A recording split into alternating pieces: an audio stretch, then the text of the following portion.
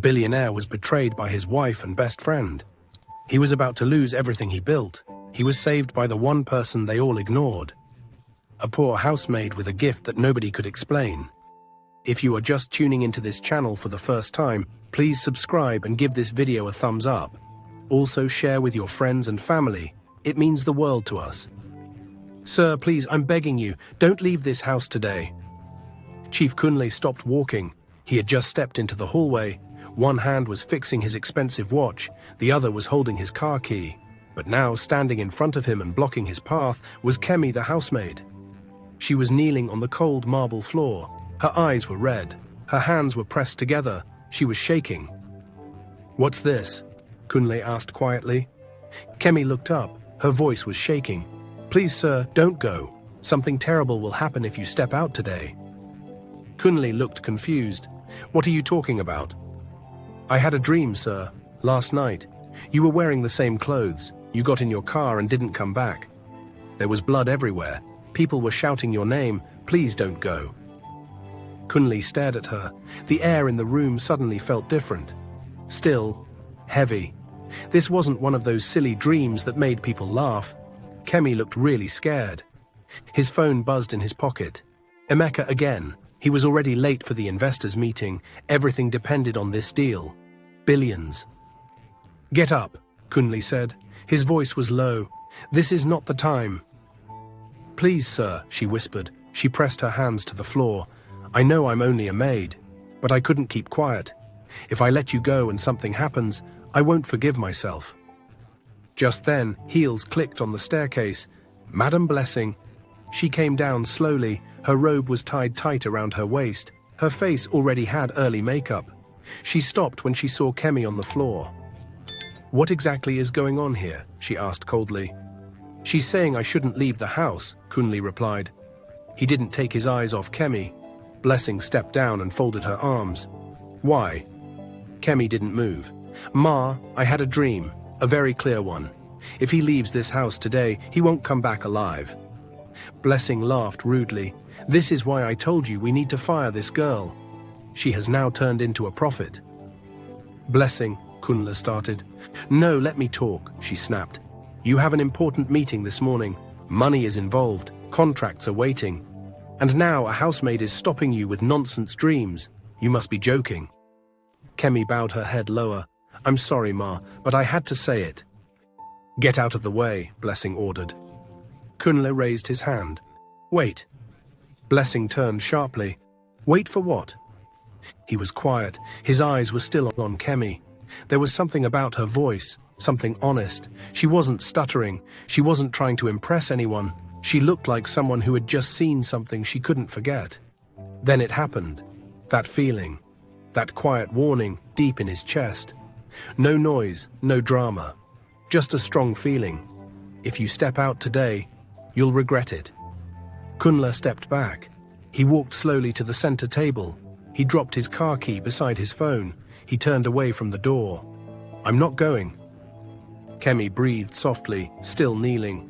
Blessing's mouth dropped open. "You're not what?" "I'm not going. For God's sake, Kunle." "I said I'm not going." Kunle walked into the living room and sat down. His hands were folded in front of him. He stared at the marble floor like it had answers. Blessing shook her head in disbelief. "You're letting this girl trick you because of one dream." "She's not tricking me," he said quietly. "Something just doesn't feel right." Blessing made an angry sound. She turned and walked back upstairs, complaining to herself. Kemi slowly stood up. She wiped her face. She picked up the cup of water she had left earlier on the table. Her hands were still shaking. And Kunle? He sat there in silence, wondering why his heart was beating so fast, and why the fear in that girl's eyes felt more real than anything he had felt in years. What he didn't know was that this was just the beginning. Chief Kunle Adesanya wasn't just rich, he was respected. He didn't chase social media fame.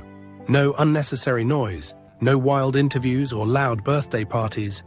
But in every real estate circle across Nigeria, his name carried weight. He owned one of the most powerful property companies in Lagos. It was called Pinnacle Property Limited. He ran it with his longtime best friend and business partner, Emeka Okoro. Together, they built the company from nothing, from the days of making phone calls from a single laptop in a small Surulere office, to now signing billion-naira land deals in Osborne and Magodo. Kunle was the planner. Emeka was the showman. Kunle was calm and careful, a listener who could read silence. Emeka was charming and bold, a risk-taker who always knew how to sell a dream. People admired their friendship, the way they moved like blood brothers. But only Kunle knew that behind the laughter, behind the champagne glasses, behind every contract, they were nothing alike. Still, the company was doing well. Money was flowing. Life was sweet. And then there was home. To the outside world, Kunle had everything. A beautiful wife, Blessing. She was slim, stunning, always glowing like a magazine cover. A modern mansion in Aja with a gym nobody used. Expensive scented candles in every room, and enough designer shoes to open a shop. They were the perfect couple, always matching at weddings, always smiling in anniversary photos, always getting compliments like, "God really blessed you two. You're perfect together." But behind closed doors, it was a different story. Kunle had married Blessing out of love, real love. He met her at a luxury furniture store in Ikoyi. She had come to buy throw pillows. He came for a new chair. She asked him if navy blue matched grey, and he answered without thinking. She laughed. He asked for her number. The rest happened quickly. But love did not stay. By their second year of marriage, it was clear. Blessing didn't care for friendship. She cared for comfort. She didn't cook. She didn't clean. She didn't want questions. She wanted space. And she hated housemaids. In less than a year, she had fired 6. All for the same kinds of things. She opened the curtains too wide. She breathed too loud while cleaning. She walks like a market woman. Each time Kunle would return home and see a packed bag and a new name. He tried to complain once. "I'm not running a school," Blessing snapped. "This is my home. If I don't like someone, they leave." So Kunle stopped arguing. He focused on work, on money, on peace. Then one Friday afternoon, the last maid left without notice. Kunle returned home from work to find his lunch cold, and his clothes not folded. The living room was quiet. His wife was sleeping in the spa room. Later that evening, Blessing announced, "I found a new one. She's coming tomorrow." And that was how Kemi entered the house. Quiet, small, brown-skinned, hair neatly packed in small braids. She wore a plain dress and flat shoes. No earrings, no drama. She greeted everyone properly and went straight to work. Within hours, she had swept, mopped, washed the guest toilet, and organized the pantry without being told. She didn't ask for anything. She didn't touch anything that wasn't hers. She moved like someone who didn't want to be noticed. But Kunle noticed her, not in a wrong way, but in a curious way. Because she was different. Most housemaids watched TV too much. They gossiped. They pretended to be busy. Kemi didn't. She was up before sunrise. She ironed clothes like she was trained at a hotel. She cleaned the windows without being told. Even Blessing, who never complimented anyone, admitted one night, "She's not as annoying as the last ones." That was the highest praise Kunle had ever heard from his wife. Days passed, weeks passed. Kunle returned from work one evening to find the house sparkling. Food was hot, clothes were folded, and silence was resting peacefully across the living room. No one was shouting, no complaints, just calm. He looked at Kemi once and thought to himself, "Finally, someone who actually brings peace into this house." But what Kunle didn't know was that peace was never the reason Kemi was sent into his life. Kunle sat in the living room without saying a word. His phone was on the table, his car keys beside it. The house was silent except for the soft sound of the air conditioner. He should have been at the office by now, shaking hands, signing contracts, smiling at photographers. Instead, he sat still, staring at nothing, feeling like he had just avoided something he couldn't explain. His chest felt heavy. The image of the maid on her knees kept playing in his head, shaking, begging, crying that if he stepped out that morning, he wouldn't come back alive.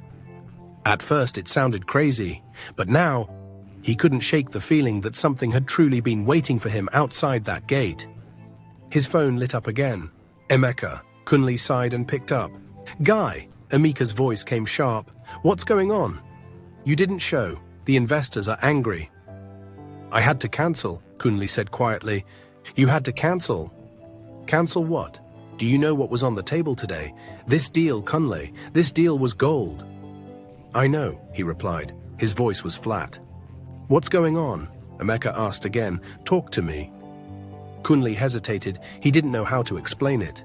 He didn't understand it himself, but before he could answer, another call came in. The screen flashed. Office secretary. He froze. Hold on. He clicked over. Hello? Sir, her voice was shaking. Joseph, your driver. He's been in an accident. Kunle sat up straight. What? Carter Bridge. A truck lost control, hit your car.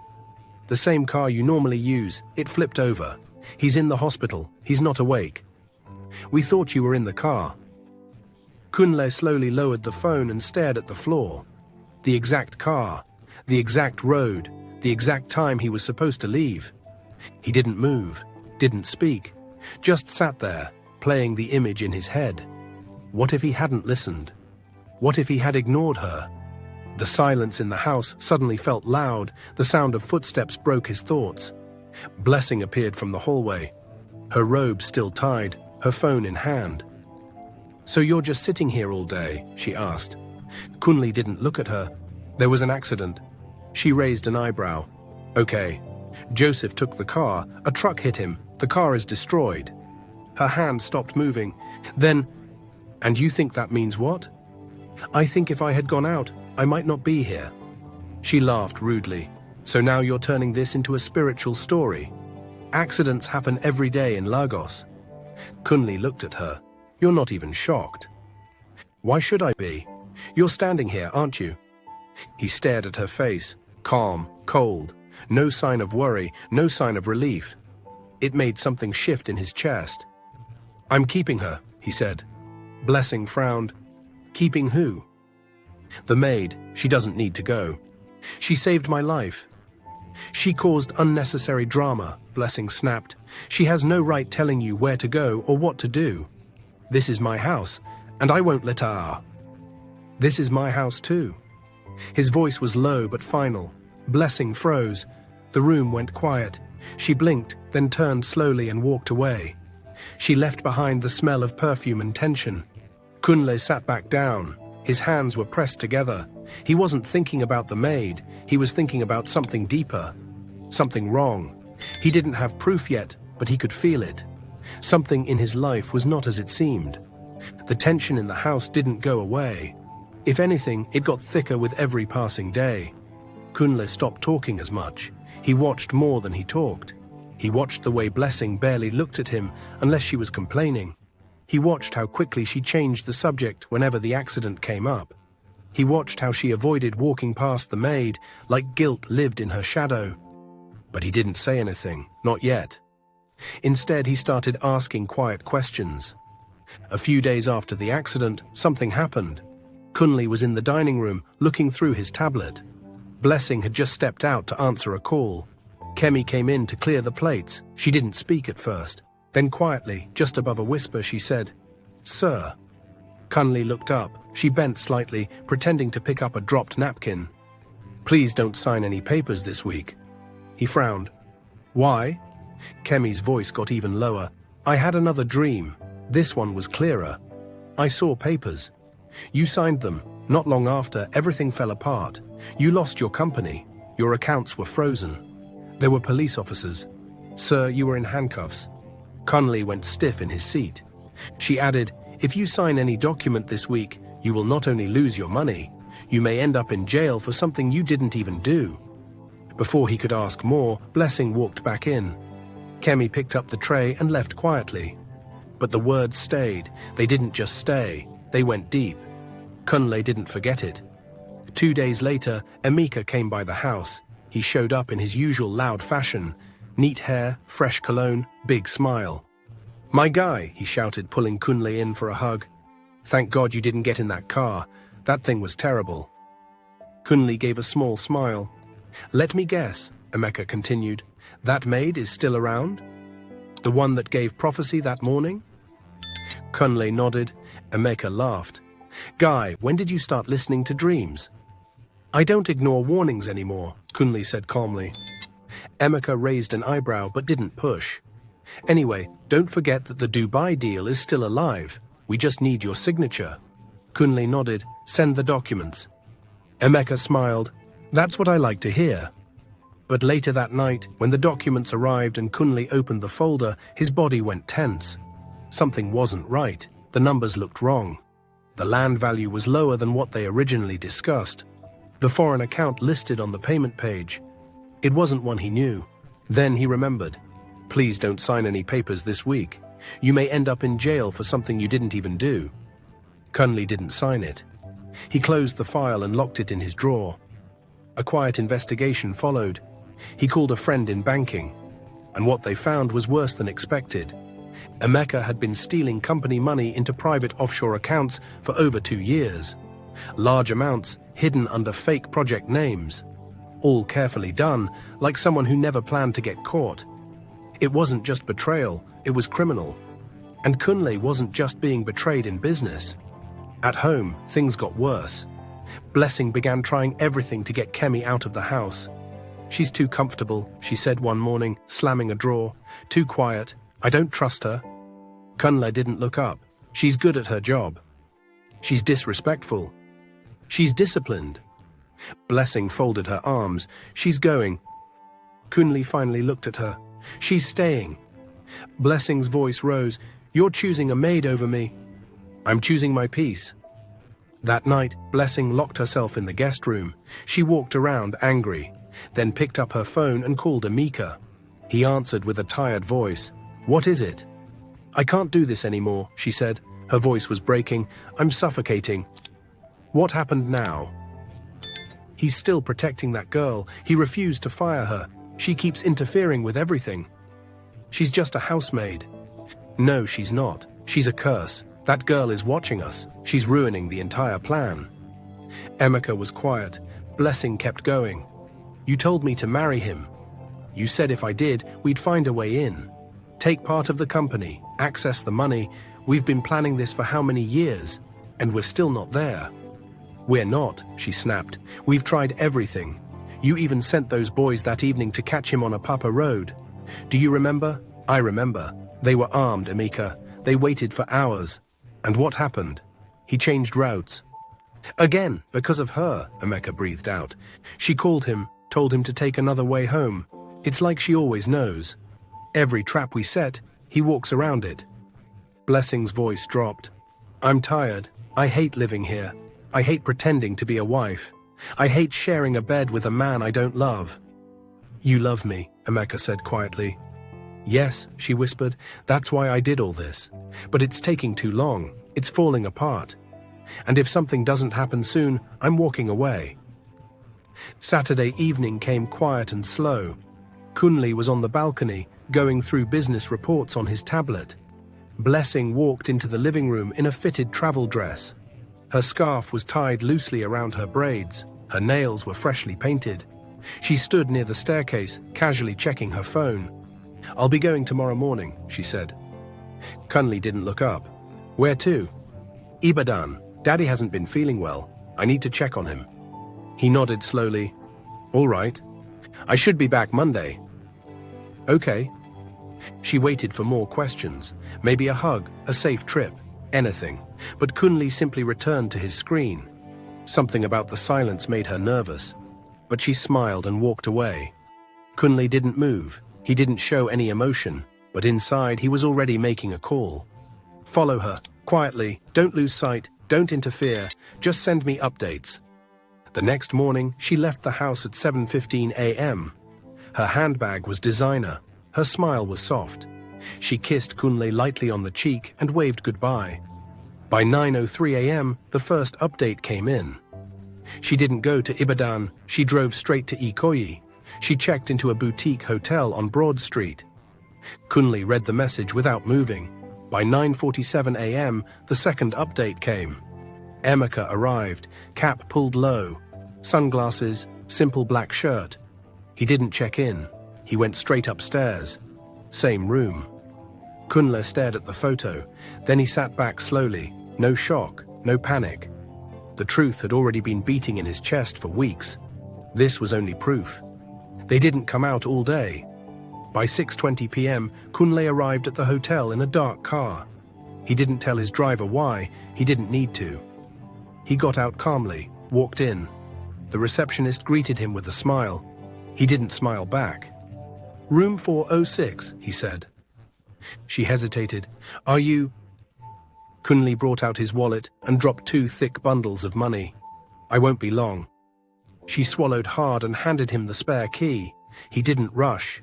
He didn't knock. He opened the door, and there they were. Blessing in a white bathrobe standing near the small bar, holding a glass of wine. Emeka, shirtless, on the couch, looking at his phone. They both looked up at the same time. Everything froze. The wine glass slipped slightly in Blessing's hand. Emeka stood up too quickly. Kunle didn't say a word. He stepped in, looked at both of them, one after the other, then gently closed the door behind him. Blessing opened her mouth. Nothing came out. Emeka tried to form a smile. "Guy." Kunle raised one hand. "Don't." Emeka froze. Blessing's lip shook. "Kunle, I can explain." "Don't lie," Kunle said quietly. "Not here." She looked at him like a stranger. "You followed me?" "I stopped trusting you 2 months ago," he said, voice low, clear. "Now I know why." Emeka stepped forward. "It's not what you think." "It's exactly what I think," Kunle said. "And worse." There was a long silence. Kunle turned to Blessing. "You married me for this." Her eyes burned. "You never saw me. You were always married to your company." "And you were always married to my bank account," he said. "You and your business partner." Blessing winced. Kunle took one final look at both of them. "I hope it was worth it." Then he turned, opened the door, and left. No noise, no drama, just the silence of a man who had finally seen everything he needed to see. That night he returned home and sat in the study alone. He didn't cry. He didn't break. He made 2 calls, one to his lawyer, the other to the company accountant. Prepare divorce papers and begin the process to buy out Emeka's shares. Immediately, Kunle didn't eat for 2 days. The mansion was full of furniture, but empty of peace. Every polished surface felt like it was mocking him. Every photo on the wall reminded him of how foolish love could be when it's given to liars. He didn't cry. He couldn't. The pain didn't come with tears. It came with silence, the kind that wrapped itself around his chest and refused to let go. The woman he called wife, gone. The friend he would have died for, dead to him. And the maid, still there, sweeping corners, folding bedsheets, serving him food he barely touched. The day the divorce papers came back signed, he didn't react. Blessing didn't even bother showing up. She sent her lawyer. "Tell him I agree to everything," she had said. "Just give me my peace." Her peace? After trying to kill him? After planning with a man she slept with behind his back? After sleeping beside him every night while plotting his end? She wanted peace. Kunle signed the papers with steady hands, but the fire in his chest was another story. He went back to the house that night and sat alone in the dark. The chandelier was on. The curtains were open, but the house felt like a coffin. He had everything but nothing. And that was when she walked in. Kemi. She didn't knock. She didn't tiptoe. She walked into the living room the way light walks into darkness. Quietly, but impossible to ignore. "I'm leaving tomorrow," she said. Her voice was soft but firm. Kunle looked up from the couch. His throat tightened. "Why?" he asked. She didn't blink. "My assignment here is over." Kunle stared at her. Of all the people in his life, this was the one who didn't lie. The one who saw the traps and didn't keep quiet. The one who risked her job, her comfort, even her life. For him. "You don't have to go," he said. And this time, his voice cracked a little. "You're the only person who hasn't hurt me." "I know," she said gently, "but I wasn't sent to stay. I was sent to save." Kunle stood up slowly, walked over to her. His heart was heavy. He opened his mouth to speak, but nothing came. So she spoke again. "If you had signed that document," she said quietly, "you would have lost your company, your name, your freedom." You would have gone to jail while the people who planned your death walked free and kissed each other over breakfast. His jaw clenched. She took a deep breath. But you didn't sign. You stayed. You listened. That means you're ready. Ready for what? To start again, she said, this time with your eyes open. They stared at each other. Then Kemi did something strange. She smiled. Not the kind of smile that says goodbye, but the kind that says you'll be fine. Live right, she said, backing toward the door. Trust slowly, love carefully. Watch everyone. She turned, opened the door, and just like that, she was gone. Kunle stood in that doorway for a long time, the wind brushing past him like a whisper. He didn't chase her, he didn't cry. But deep inside, something was breaking and healing at the same time. He walked back into the living room, picked up the frame of him and blessing on their wedding day, stared at it for 5 seconds, then smashed it against the floor. The glass shattered, just like the lie. He bent down, picked up a piece, and looked at his own reflection in it. Cut, bruised, awake, and for the first time in a long time, he smiled. Not because everything was fine, but because the storm was finally over, and he had survived it. It took a year, a full year of silence, of starting over, of rebuilding a life that had been designed around betrayal. Kunle poured himself into Pinnacle Property Limited. He rebuilt the company from the inside out, cleaned out the rot, replaced every person who had once bowed to Emeka. He opened a new branch in Abuja, hired young minds, refused bribes, walked away from shady deals, became the kind of man he wished he had been earlier. And with time, the scars began to fade. He started going on walks again. He started eating with joy. He even started smiling without forcing it. And when love came knocking again, it didn't come loud. It came gently, through a woman he met at a charity auction, who didn't care about his last name or his bank balance. She cared about books, children, all the quiet things. He didn't rush it. He didn't announce it. But when he held her hand one evening under the stars, he knew. This time it was real. Somewhere across town, a small black car pulled up in front of a house with cracked walls and tension in the air. Kemi stepped out, wearing a plain dress and flat shoes, her hair neatly packed, her face calm. She rang the bell. A tired-looking woman opened the door, eyes swollen from days of crying. The woman looked confused. "Are you the lawyer?" "No," Kemi said. "I'm the housemaid." Inside that home, a husband was about to throw away his marriage because of a secretary who had wrapped herself around his world. The woman knew. The man denied it. The marriage was dying. But Kemi had arrived, and wherever she entered, lies lost. And truth rose. Please tell me, are you enjoying the story? If so, tell me what lessons have you actually learned? I would really love to hear your comments in the comment section down below. And remember to support this channel, please subscribe, like the video, comment, just say something, even a word could literally mean a whole lot. So I want you to tell me what lessons have you learned from this story. Trust me, these are situations that most people actually go through. I'm sure some of you that are watching this story have actually gone through this situation. So I want to hear from you. I want to hear how you dealt with a situation that you were faced with. A single mother discovers her missing husband emptied their accounts before vanishing. And now the man who made him disappear is coming for her home and daughter. Her final deadline? 3 days. Her unexpected savior, a mysterious housemaid who sees the invisible trap about to close shut. If you are just tuning into this channel for the first time, please subscribe to our channel and give this video a thumbs up. Also share with your friends and family. It means the world to us. Mrs. Ngozi Okwu stared at the eviction notice in her shaking hands. Final warning. 3 days. The words blurred as tears filled her eyes. Outside, rain pounded the tin roof of her small house. It drowned out the sound of her 6-year-old daughter humming in the next room. Just 3 months ago, everything had been different. A loving husband, a comfortable home, plans for a second child, then Daniel disappeared. No warning, no goodbye. Just an empty closet and missing bank money. The bank accounts were empty. The business collapsed. And now, this final notice.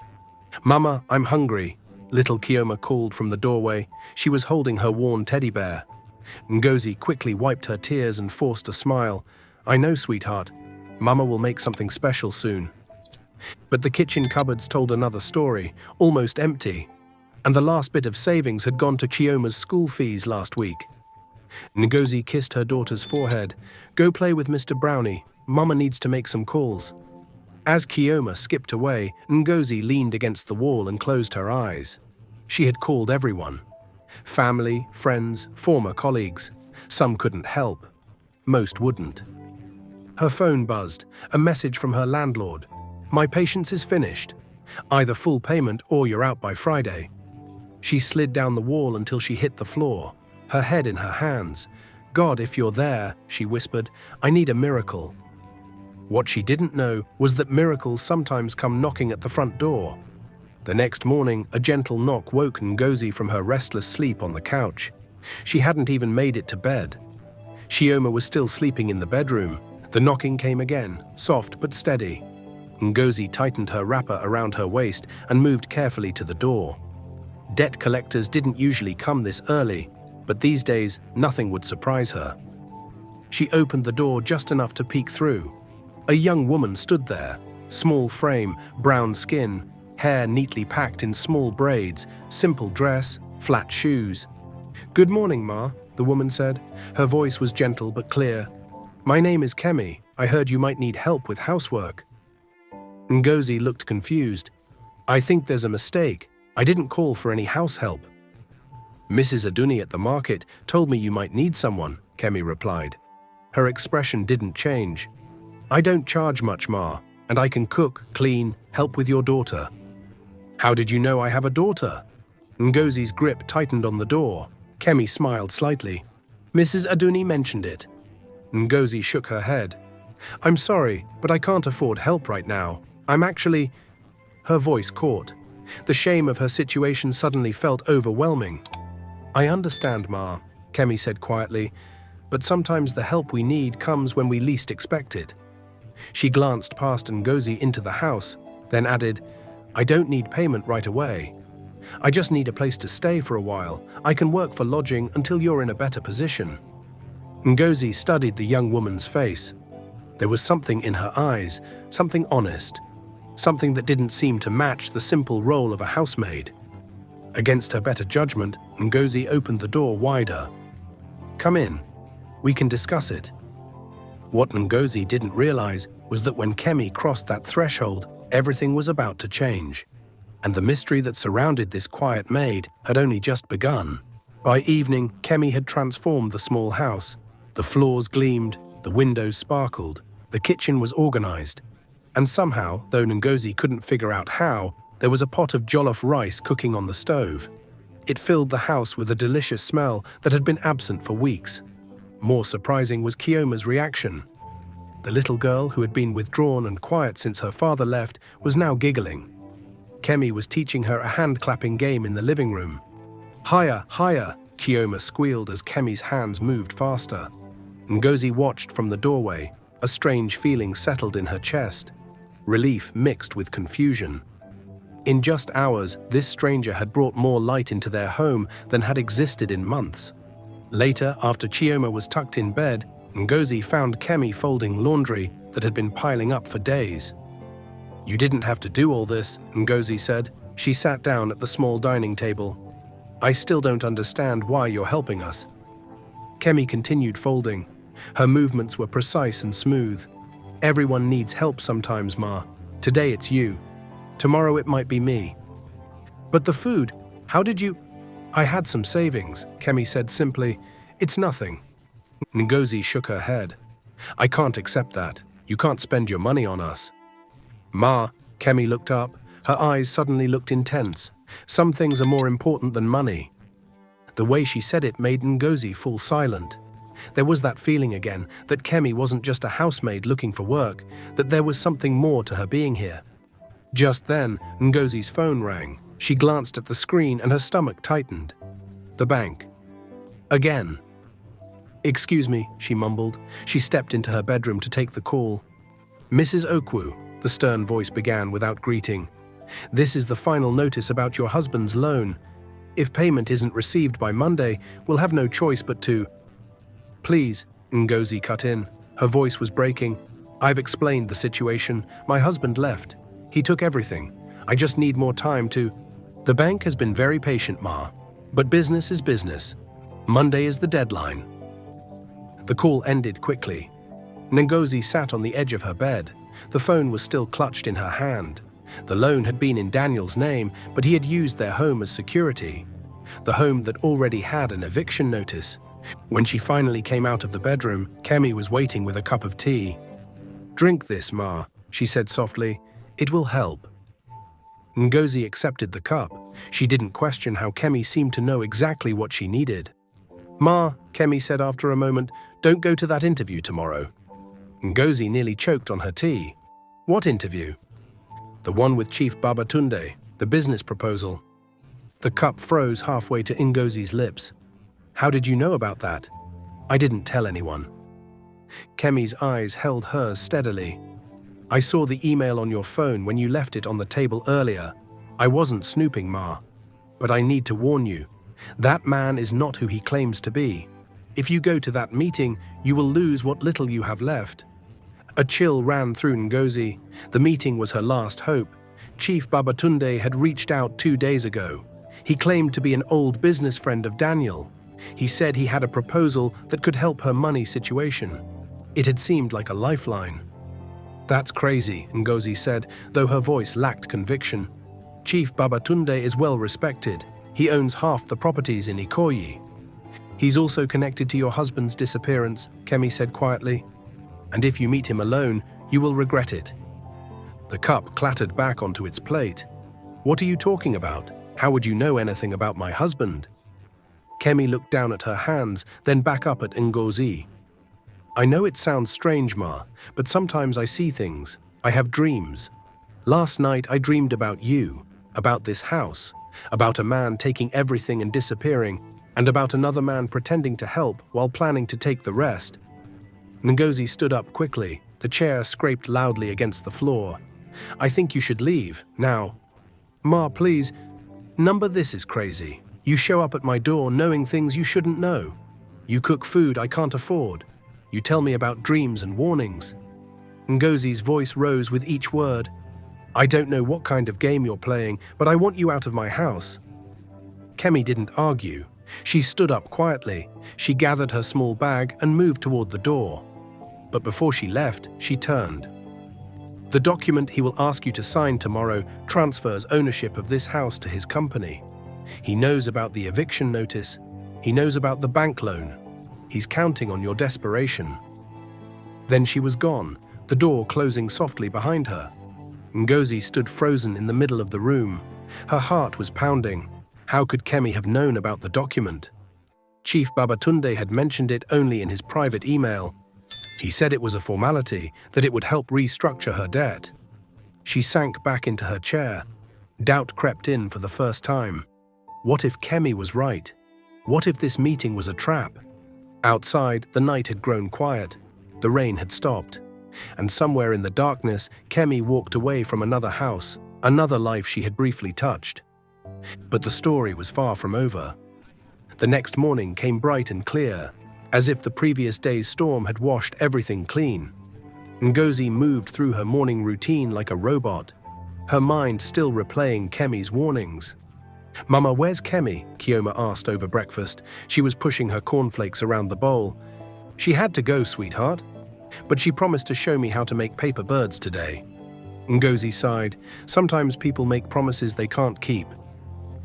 Like Daniel. Like everyone who had said they would help and then disappeared when things got difficult. After dropping Chioma at school, Ngozi sat in her car. She stared at her phone.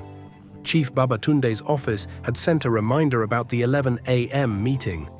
The document would be ready for her signature. Her finger hovered over the message. Could she afford to ignore this opportunity based on the strange warnings of a housemaid she had only met yesterday? But then again, could she afford not to? With a deep breath, she typed a reply.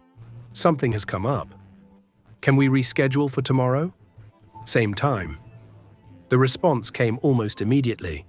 "Unfortunately, Chief Babatunde is traveling tomorrow. It must be today. Perhaps later this afternoon." The urgency made her uneasy. If this was a real business proposal, why the rush? "I'm sorry, but today won't be possible," she replied. Her heart was racing as she pressed send.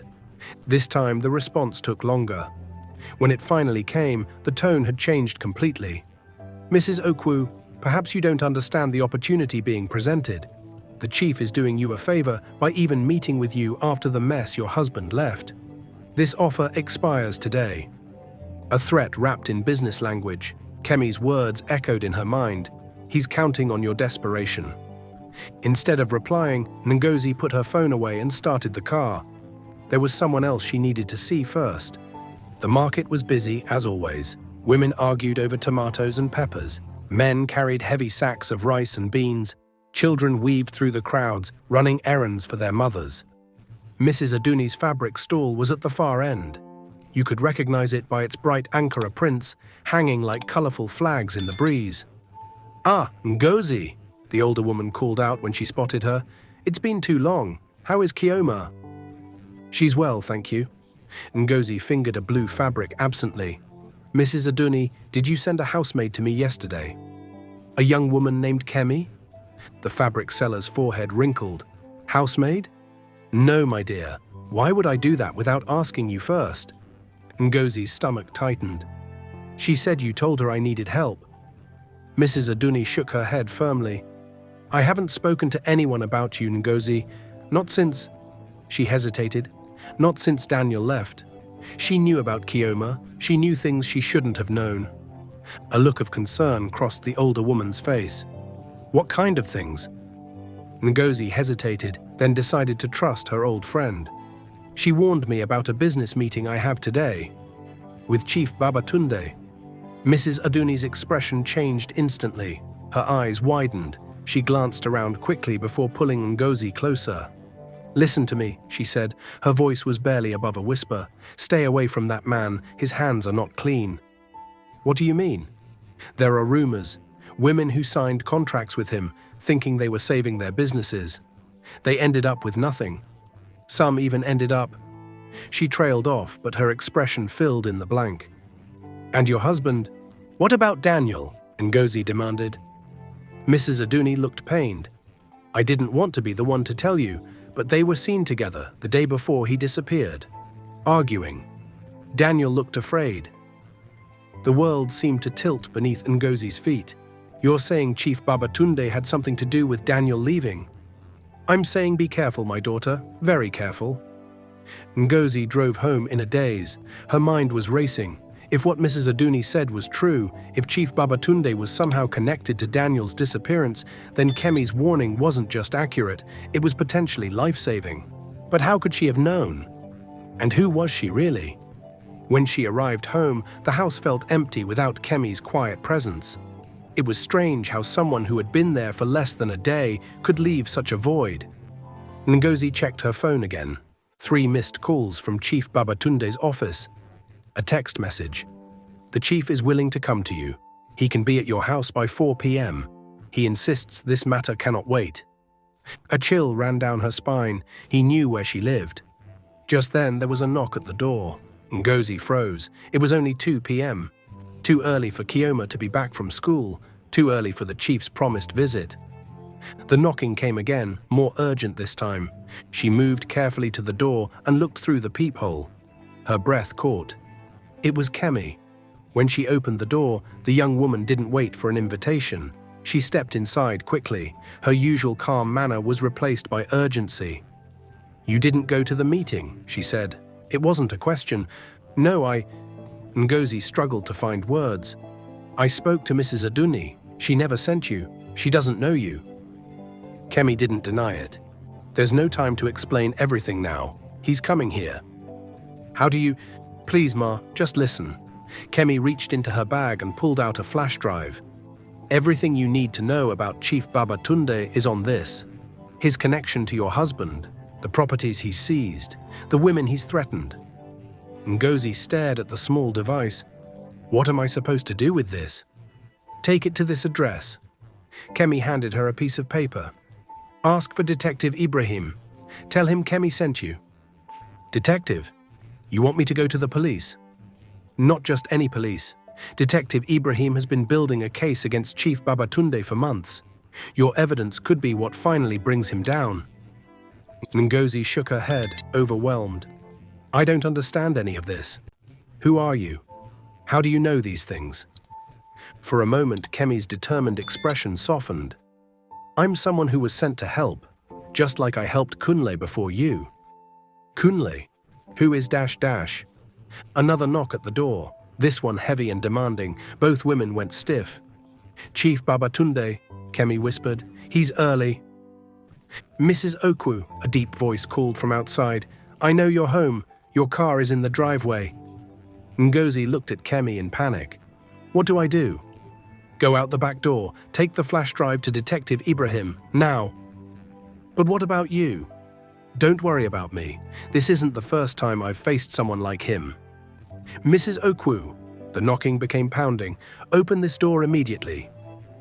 Ngozi hesitated only a moment longer, then grabbed her car keys and the flash drive. At the back door, she turned. "Thank you," she whispered. Kemi nodded once. "Go." As Ngozi slipped out, she heard the front door open. Kemi's voice, clear and unwavering. "Chief Babatunde, I've been expecting you." Detective Ibrahim's office was small and cluttered.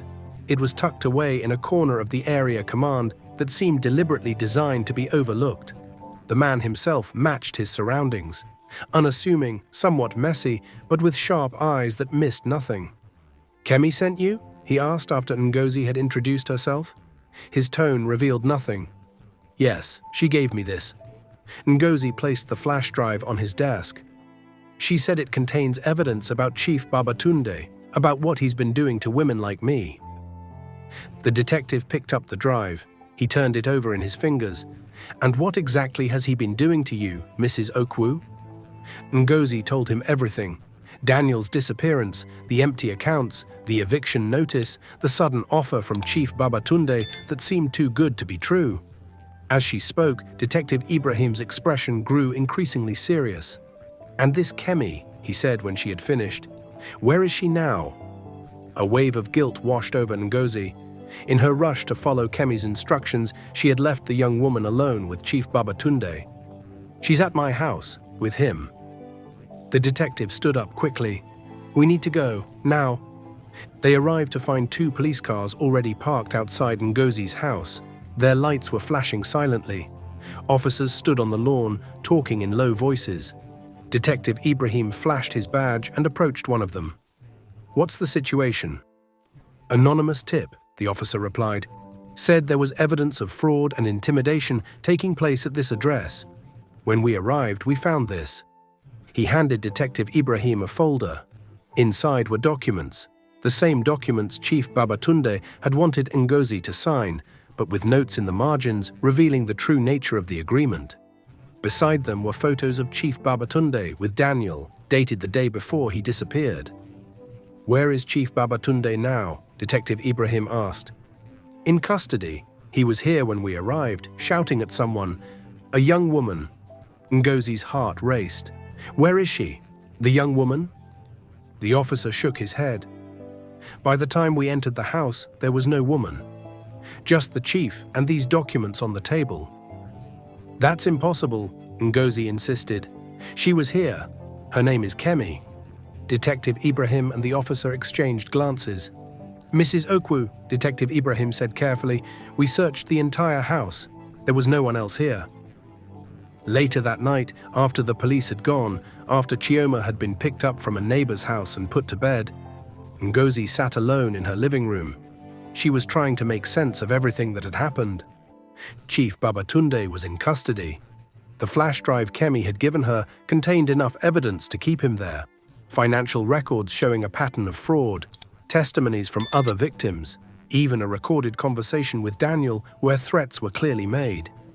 Detective Ibrahim had told her that Daniel had likely fled the country after his dealings with Chief Babatunde went wrong. The money was probably gone for good, but at least now she knew the truth. More importantly, her home was safe. The bank had called. They informed her that in light of the criminal investigation, they would be restructuring the loan to more manageable terms. It was more than she could have hoped for just 24 hours ago, and it was all because of Kemi. But who was she? And where had she gone? The sound of light footsteps made Ngozi look up. Chioma stood in the doorway, clutching her teddy bear. "I had a dream, Mama," she said sleepily. "Come here, sweetheart." Ngozi patted the couch beside her. "What did you dream about?" Chioma climbed up and nestled against her mother. "I dreamed about Kemi." She was smiling. Ngozi's heart skipped a beat. "What else?" "She said she had to go help someone else now, but she said we would be okay." Chioma yawned. "She said the angels are watching over us." Ngozi held her daughter close.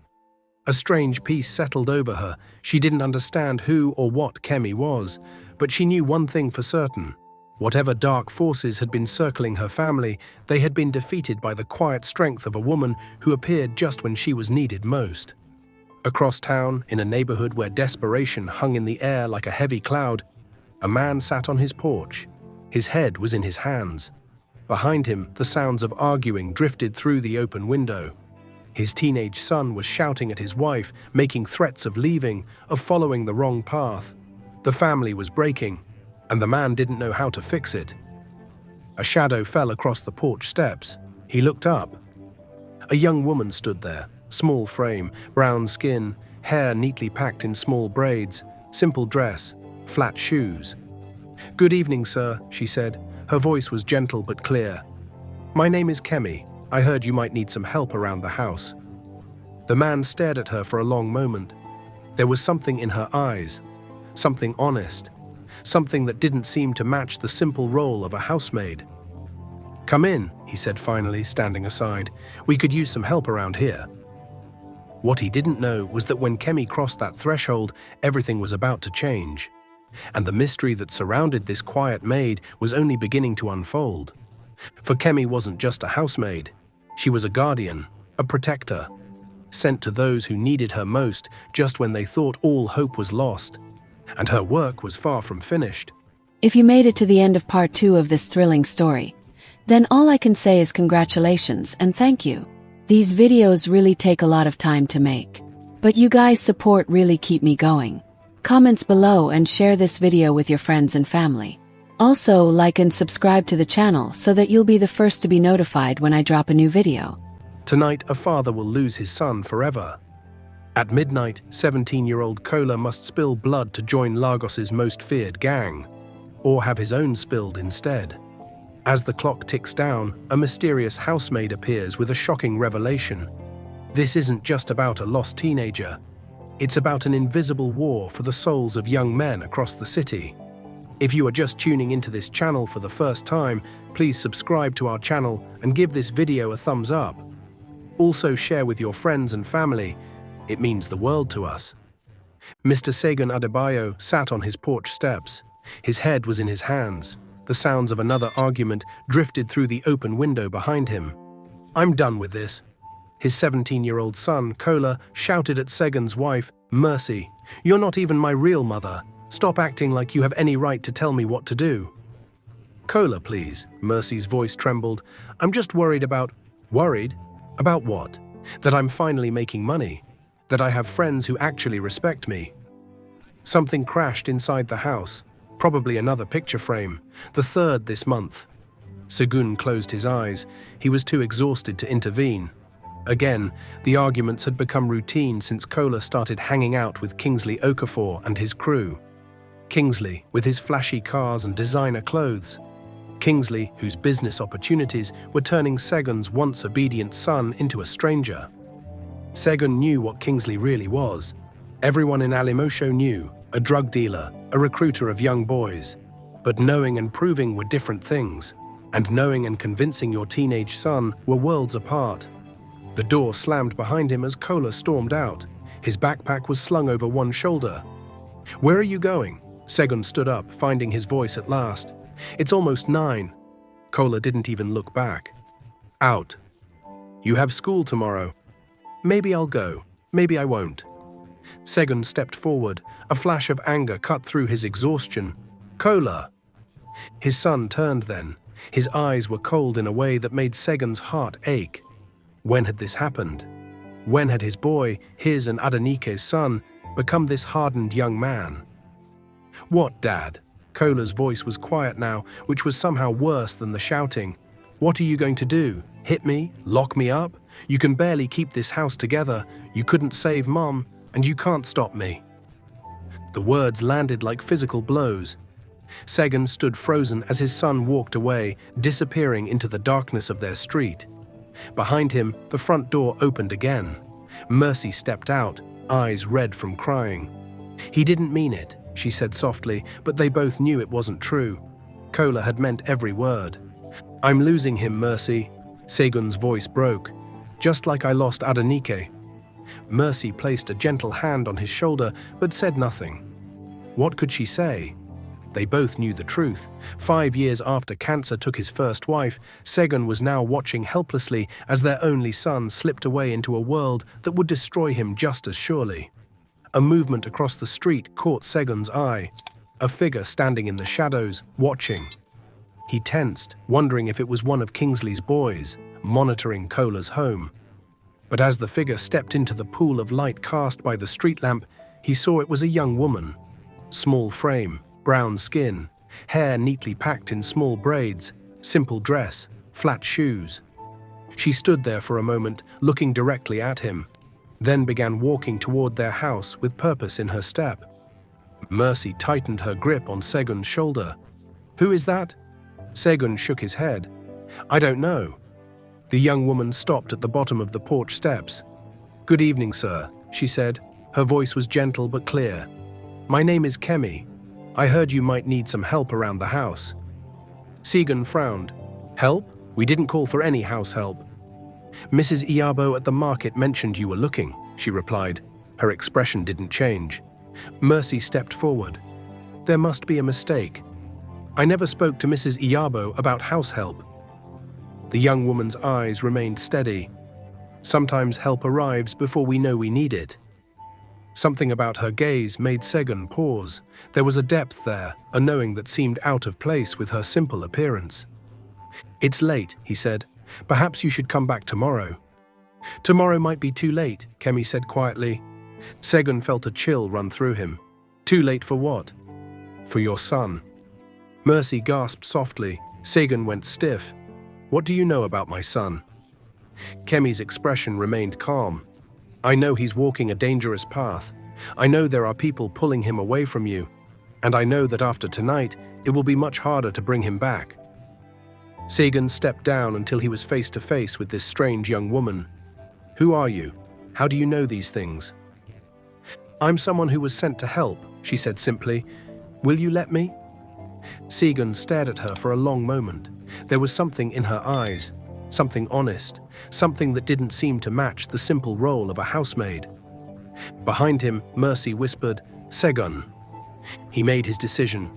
"Come in," he said finally, standing aside. "We could use some help around here." What he didn't know was that when Kemi crossed that threshold, everything was about to change.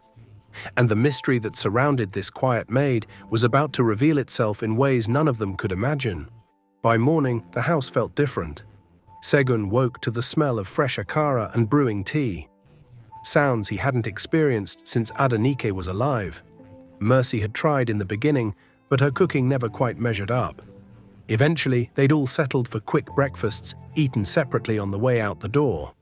He found Kemi in the kitchen, moving with practiced efficiency, as if she'd been working there for years rather than hours. "Good morning, sir," she said without turning around. "Breakfast will be ready soon." "You didn't have to do this," Segun said. He was suddenly uncomfortable with the formality.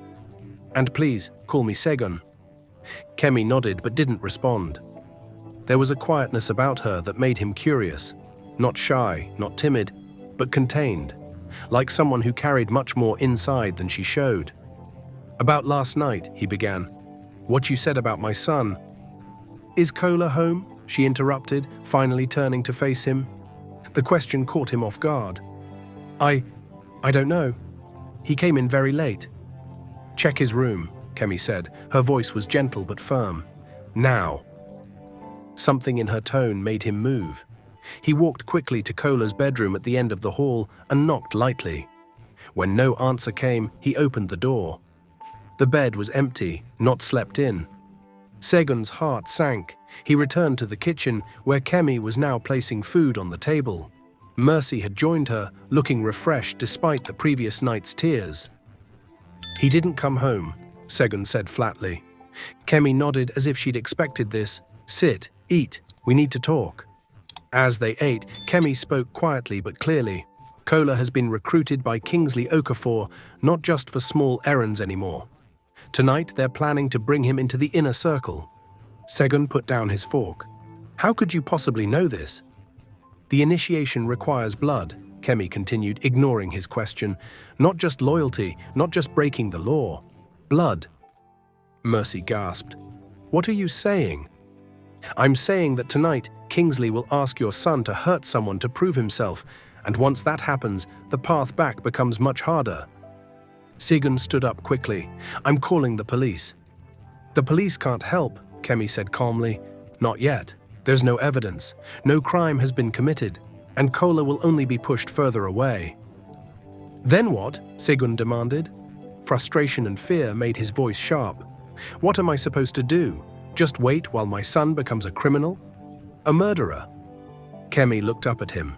For a moment, her eyes seemed to hold centuries of wisdom. "You need to fight for him, not against him. You need to remind him of who he really is." "And how do I do that when he won't even talk to me?" "With this." Kemi reached into her pocket and pulled out a small, worn notebook. She placed it on the table. Segun recognized it immediately. His throat tightened. "Where did you get this?" "It was under his mattress, hidden but not forgotten." Segun picked up the notebook with shaking hands. The leather cover was cracked with age. The pages were yellowed. Inside, written in his late wife's elegant handwriting, were prayers, hopes, and dreams for their son. Adenike had started it when she first learned she was pregnant. She continued writing in it until the day before she died. "I didn't know he kept this," Segun whispered. "He reads it when he thinks no one is watching," Kemi said softly, "when the pull between two worlds becomes too strong." Mercy wiped a tear from her cheek. "How do you know these things?" Kemi stood and began clearing the plates. "Some things cannot be explained, only accepted." She turned to Segun. "Kola will come home this afternoon to change before meeting Kingsley. That is your moment." Segun clutched the notebook to his chest. Hope and doubt warred within him. And if it doesn't work? If he still goes? Kemi's expression remained serene. "Then I will do what I was sent to do." The question of who had sent her hung in the air, unanswered. The house fell into a strange, expectant silence after breakfast. Mercy left for her job at the hospital. She kissed Segun on the cheek and whispered, "Have faith." Segun tried to focus on his work. Freelance accounting he did from home since losing his bank position 2 years ago. But his mind kept drifting to his son, and to the mysterious young woman now moving quietly through his house, transforming it with each touch. By noon, the floors gleamed. The windows sparkled. Even the garden, long neglected, had been weeded and tended. It was as if Kemi's presence was washing away years of grief and neglect, revealing the home that once was. At 3:17 p.m., the front gate creaked. Segun looked up from his laptop to see Kemi standing in the doorway of his small office. "He's here," she said simply. Segun stood. His heart was pounding. The notebook lay on his desk, where he'd been reading it all day. Finding strength in Adenike's words, he picked it up and moved to the living room just as Kola walked through the front door. His son froze when he saw him, clearly not expecting anyone to be home. Then his eyes shifted to Kemi, standing quietly in the corner. "Who's this?" he asked. Suspicion replaced surprise. "New house help," Segun said. He tried to keep his voice casual. "Kemi." Kola's eyes narrowed. "Since when do we need house help?" "Since your stepmother and I both work, and you're—" Segun hesitated. "Busy with your own life." Something flashed across Kola's face. Guilt, perhaps. But it was quickly replaced by the hard mask he'd worn for months now. "Whatever, I just came to change." He started toward his room. "Kola," Segun called after him, "can we talk for a minute?" "I'm in a hurry." "It's important." Kola turned. Impatience was written across his features. "What?" Segun held out the notebook. "I found this." The change was immediate. Kola's face lost its color, his eyes widened, then narrowed again. They darted between the notebook and his father. "You went through my things?" His voice was low, dangerous. "No," Segun said honestly. "Kemi found it while cleaning." Kola's gaze shot to the quiet maid. She met his eyes without flinching. Something passed between them. A challenge, a recognition that Segun couldn't interpret. "Give it back," Kola demanded, reaching for the notebook. Segun held it just out of reach. "I didn't know you kept this, all these years." "It's none of your business."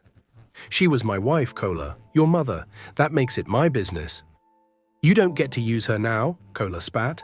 "Not when you've spent 5 years trying to replace her, pretending she never existed." The accusation hit Segun like a physical blow. "Is that what you think? That I've been trying to erase her? Haven't you? With your new wife, your new life, moving on while I'm left with nothing but memories and this." He gestured at the notebook. "I never moved on," Segun said quietly. "I just found a way to keep living. For you. Because that's what she would have wanted." "Don't tell me what she would have wanted," Kola shouted. Emotion finally cracked through his hard exterior. "You don't know. You weren't there when she made me promise." Segun went still. "Promise what?" Kola's eyes filled with tears he refused to let fall. "To take care of you. To be the man of the house. To make something of myself." He laughed bitterly. "Look how well that turned out." "Kola!" Segun stepped toward his son, but Kola backed away. "Don't. Just don't." He held out his hand. "Give me the notebook and let me go." "I can't let you go," Segun said. His own eyes were now swimming with tears. "Not to Kingsley. Not to what he's planning for you tonight." Kola froze. "What are you talking about?" "I know, son. About the initiation. About what they want you to do." Fear replaced anger in Kola's eyes. "You don't know anything." "I know that this," Segun held up the notebook, "is who you really are, not whatever Kingsley is trying to turn you into." For a moment, one precious moment, Segun saw his son again. The real Kola, not the hardened mask he'd been wearing. Vulnerable, scared, desperate to find his way. Then the moment passed. Kola's face closed off again. "Keep it," he said coldly. "I don't need it anymore." He turned and walked to his room, slamming the door behind him. Minutes later, he emerged wearing different clothes. He headed straight for the front door without a glance at his father. "Kola, please," Segun called after him. "Whatever Kingsley's promised you, it's not worth your soul." His son paused at the door. His hand was on the knob. For a second, Segun thought he might turn back, but then Kola shook his head. "You don't understand, Dad. It's too late." And he was gone. Segun stood in the silent living room. The notebook was clutched in his hands. Defeat washed over him in waves. He had failed. Failed his son. Failed Adenike. "It's not too late," Kemi's voice came from behind him. He had almost forgotten she was there. He turned to her, anger suddenly rising. "How can you say that? You saw him. He's made his choice." "He hasn't," Kemi said with quiet certainty. "Not yet." "And how would you know?" Segun demanded. "Who are you, really? How do you know about Kingsley? About the initiation? Who sent you here?" Kemi met his gaze steadily. "Someone who once stood where you stand now. Someone who almost lost everything because they couldn't see what was right in front of them." "And what is that supposed to mean?" "It means we need to go," she said, moving toward the door. "Now, before Kola reaches Kingsley's compound." "Go where? To do what?" Kemi paused. Her hand was on the door. "To show your son that some promises are worth keeping, and some are worth breaking." Without waiting for a response, she stepped outside. Despite his doubts, despite his fears, Segun found himself following her. Kingsley Okafor's compound stood out in the neighborhood like a peacock among pigeons. High walls topped with broken glass, a black gate with gold decorations. 2 muscled men standing guard outside. Their faces were emotionless beneath designer sunglasses. Segun parked his old Toyota a block away. Anxiety churned in his stomach. "This is madness," he muttered. "We can't just walk in there." Kemi sat calmly in the passenger seat. She turned to him. "Do you trust me? I don't even know you. And yet you followed me here. Segun couldn't argue with that. There was something about this woman, this strange, quiet maid who had appeared on his doorstep with knowledge she shouldn't possess. That compelled trust, despite all logic. "What's your plan?" he asked finally. "I'm going to talk to Kingsley," she said simply. Segun stared at her. Talk to him. The man is a criminal, a recruiter of boys like Kola. He doesn't just talk to people who walk up to his gate. He will talk to me. Before Segun could protest further, Kemi opened the car door and stepped out. With no choice but to follow, Segun hurried after her. As they approached the compound, the guards straightened. Their hands moved subtly toward the weapons Segun knew they carried. "Stop," one of them called out. "This property is private." Kemi didn't slow her pace. "I'm here to see Kingsley Okafor." The guards exchanged glances. Nobody sees Mr. Okafor without an appointment. "Tell him Kemi is here, about Kunle Adesanya." Segun shot her a confused look. Who was Kunle Adesanya? But the name clearly meant something to the guards. One of them immediately reached for his phone. He turned away to speak in hushed tones.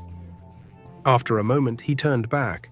His eyes were wide with what looked like fear. "Mr. Okafor will see you."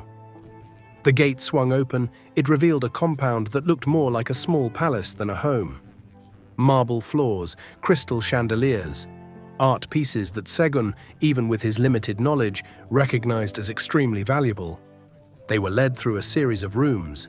Each was more fancy than the last, until they reached a sunlit terrace where a man sat alone at a glass table. He was sipping something amber from a crystal glass.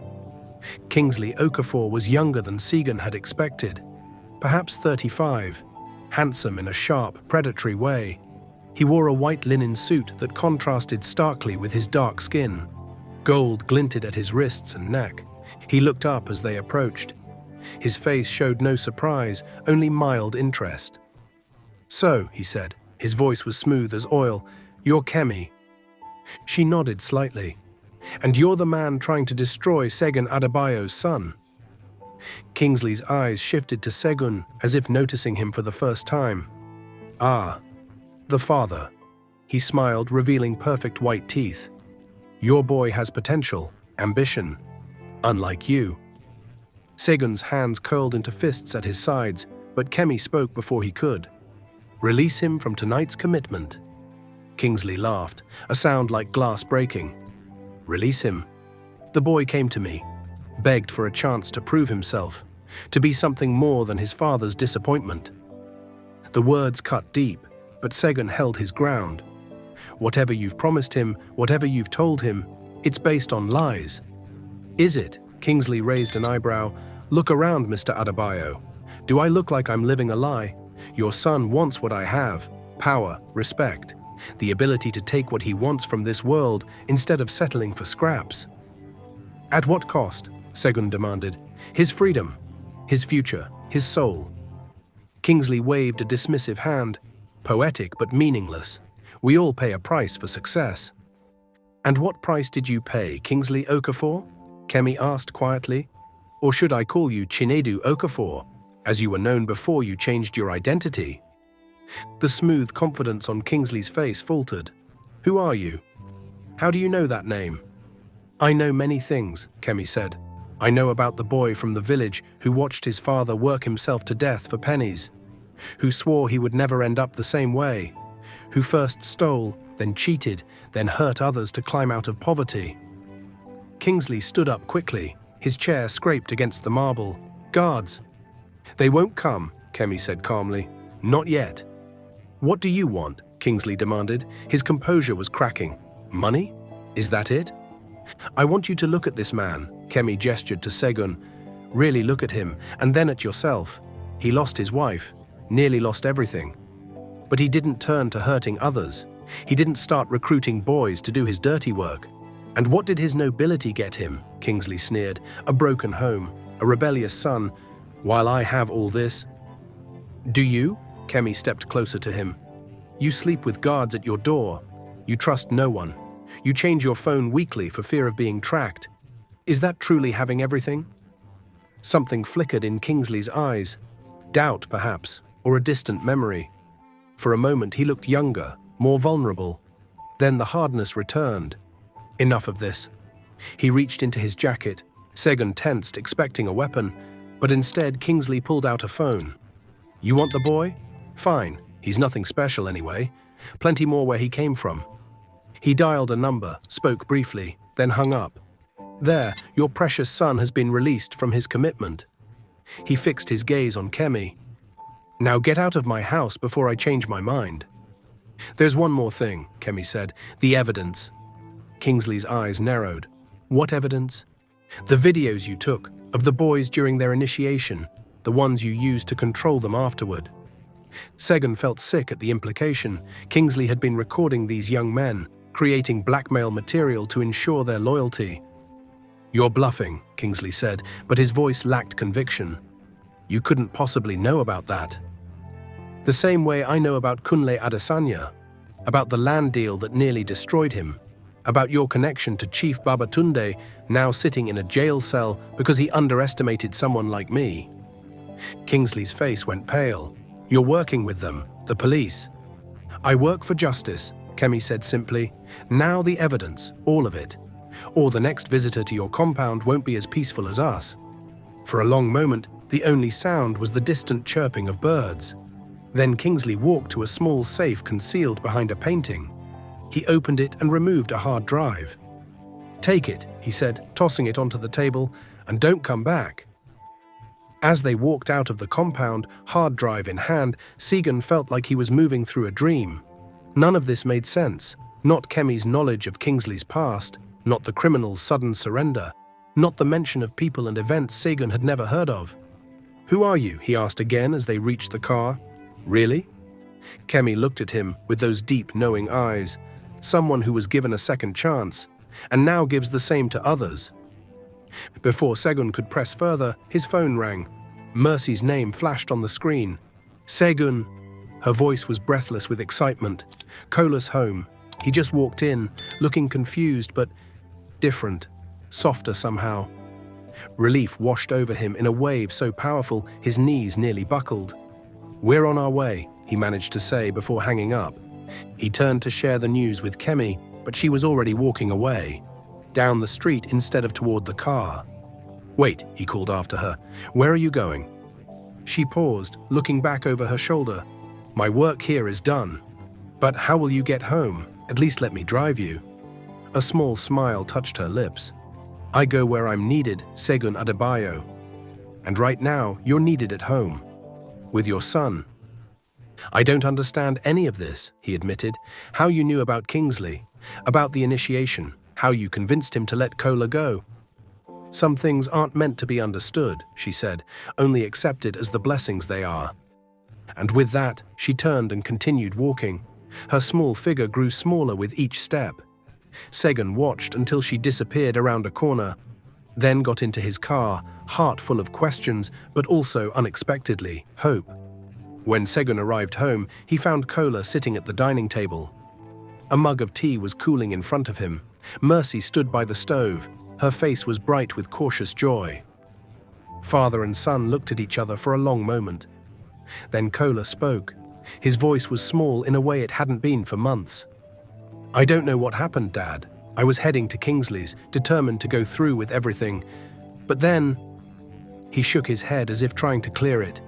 "Something changed. It was like I could hear Mom's voice, telling me to turn around, to come home." Segun sat down across from his son.